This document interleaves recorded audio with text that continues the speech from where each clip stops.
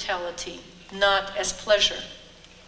I use Griselda Gambaro's work as an example of an Argentinian playwright who very effectively represents a violent situation without eroticizing it.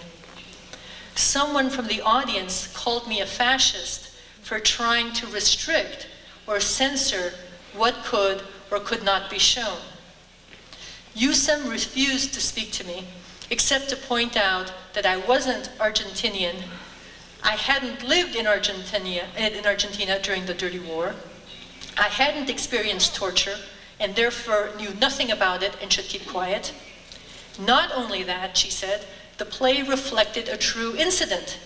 She dismissed me, this was the most condemning thing of all that she said, as a Yankee feminist. Standing in the auditorium in front of hundreds of people like here, I suddenly felt trapped in the spectacle of nation building and dangerous border crossings.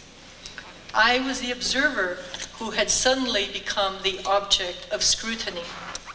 I had, unwittingly to be sure, become part of the drama of identity and identification. The fact that my identity and alliances as a Canadian-Mexican woman living and working in the United States were not easily reducible to Yankee was beside the point. There I was, suddenly American, from a prestigious academic institution, speaking against authoritarianism, but weighing in with a different kind of authority. The positioning itself had a history, reaffirming the old hierarchies and tensions between the first and the third worlders, one which I was powerless at that moment to challenge or complicate. As the foreigner, I marked the outside, highlighting the boundary between them, Argentinians, and the not one of them, the other against whom nationality is always implicitly set up. And though I marked the border, I was by no means out of the picture. I wasn't standing on some geographical or moral terra firma outside the scenario. I was right there, playing to and into this web of looks. But I would have said, if I'd had the presence of mind, dialogues and alliances are constantly being established between people with significant differences to achieve similar ends. Now that we're talking about the Dirty War, we have only to think of the military, economic, and ideological ties between the Argentine junta and the Reagan administration in the United States. And don't forget, I might have insisted, that national identity is not the only basis for identification and mutual recognition, as the abductions and disappearances of Argentinians by Argentinians made clear. Women, for example, can align across national boundaries to demand that women's rights be treated as internationally recognized human rights. And furthermore, the theater expert in me could have added, isn't there more than a little irony in a director telling an audience member that she can't understand the show because she hasn't lived through the experience? The whole point of theater is that one does not have to go mad to identify with Lear and blind to empathize with Oedipus. But as Brecht would have put it, this is what she was thinking, but could not say. In part, it was because, I admitted, I was stunned. But I also vaguely perceived that the explosive confrontation was also about something else. My remarks, which I had intended as constitutive, that is, a statement about something, about representation, were heard as performative. Performative in this sense means that these are words that don't deal with facts, these are words that do something.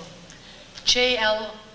Austin, who wrote this book called How to Do Things with Words, talks about performatives as, for example, words that change your status. If you get married, what happens? You say, I do.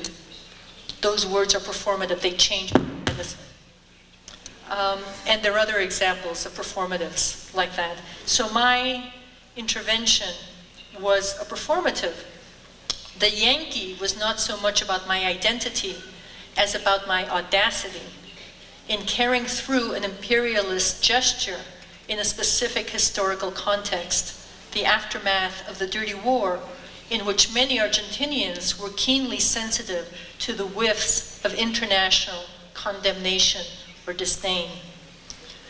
So Pavlovsky, so I go visit Pavlovsky after this. He heard about this exchange, of course, and met me in his office with an icy formality and a stack of newspaper reviews in which he had underlined references to the woman's victory. She wins, he kept reminding me. She likes it. Look, the newspapers say so. He too insisted that the play was historically true.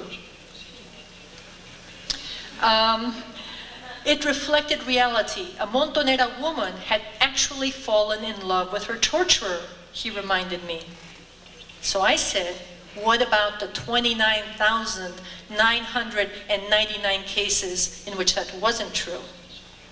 Is this true representation, a representation of the torturer-victim relationship? And why, out of the 30,000, do you choose to represent that one?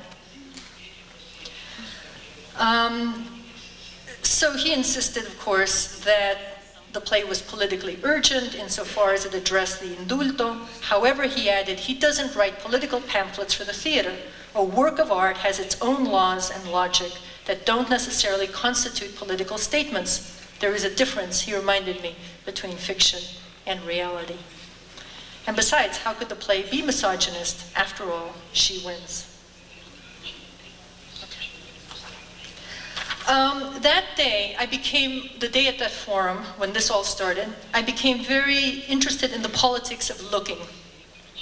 As a theater and performance studies person, I've always known that my passion for looking is an occupational hazard. But now I wondered if looking always constitutes an intervention. Is an equal reciprocal exchange possible across borders between entities that have historically been set up as unequal? Center, periphery, first world, third world, developing, developed. And if not, what then? We can't not look because spectacles work internationally. Everything crosses borders, from people to capital, from markets to armaments to email, electronic mail. Fantasies too are exported and imported. Staging techniques travel. Speech acts echo each other. Performances have histories. Through what act of negation or self-blinding can we maintain that what happens in another country has nothing